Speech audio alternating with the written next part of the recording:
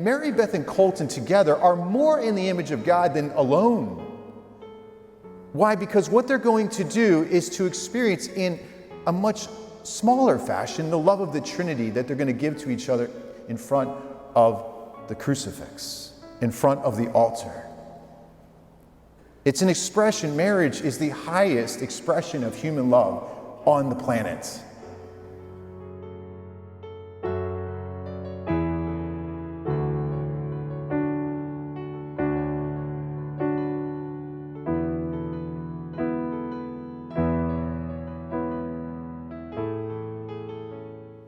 You know, Colton used to tell Mary Beth a lot through their 8 years of dating, "You're stuck with me."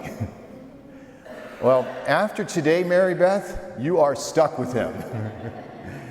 That marriage is forever. And why does God make marriage permanent? Well, because you're giving yourselves totally to one another. Everything.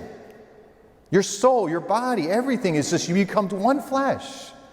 And then you're going to have bambinos, and they're going to be a fruit of your love, which we'll talk about in a bit. But what is needed in a relationship is, which the world doesn't have, that God provides, is stability.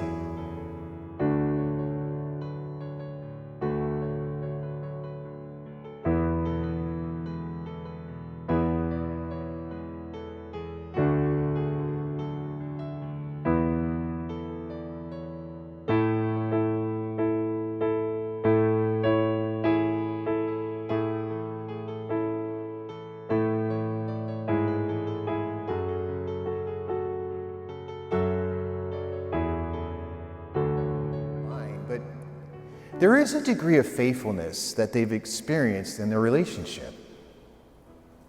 And there is this desire to be faithful to God with both of them. Although imperfectly, like all of us. There is this desire that I want to be faithful to the Lord and thus to be faithful with one another.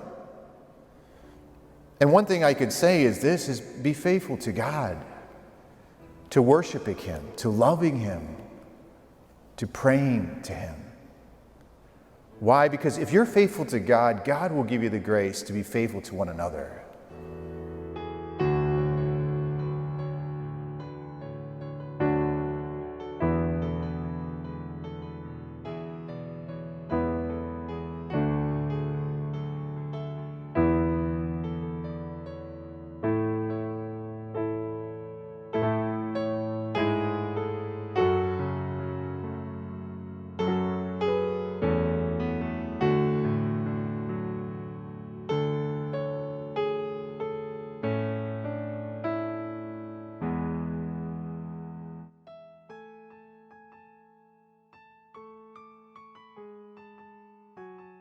But every day, both of you have to beg the Lord, God, make me a strong father and mother.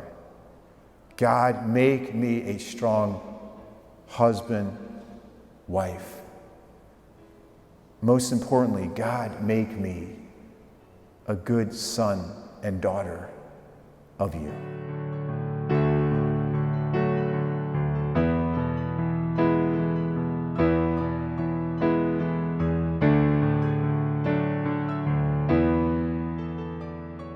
I introduce as man and wife, Mr. and Mrs.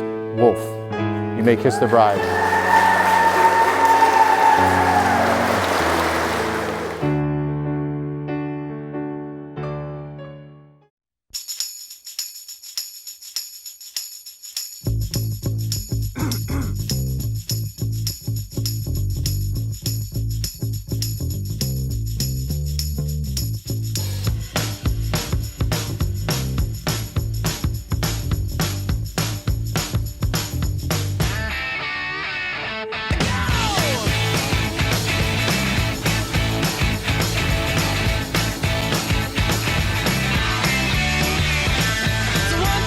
Take my hand and come with me because you look so fine that I really want to make you mine. I say you look so fine that I really want to make you mine. 4, 5, 6, come on and get your kicks. Now you don't need the money when you look like that, do you, honey?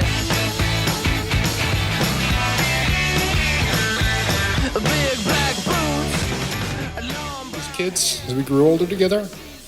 But even though Colton has changed a lot, it always makes me feel genuine happiness when pieces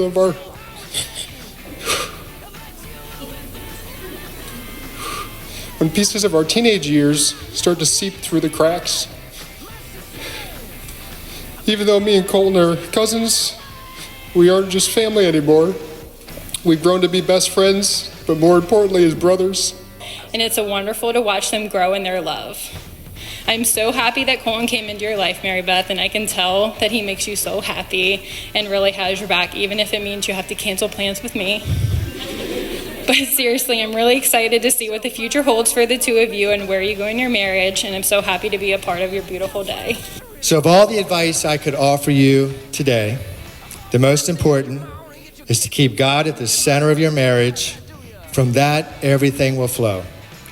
Cheers to health, happiness, and most importantly, love. Cheers. I love you so much. And I'll leave you with one final thought from Romans chapter 12. Be devoted to one another in love. Honor one another above yourselves. Anybody who's the father of a little girl, you look at them when they're little and you wonder, what's she going to be like? What's she going to look like when she gets bigger? What is she going to like to do? What's high school graduation going to be like? What's college going to be like? I think most of all you think about, what about that wedding day? What's that going to be like?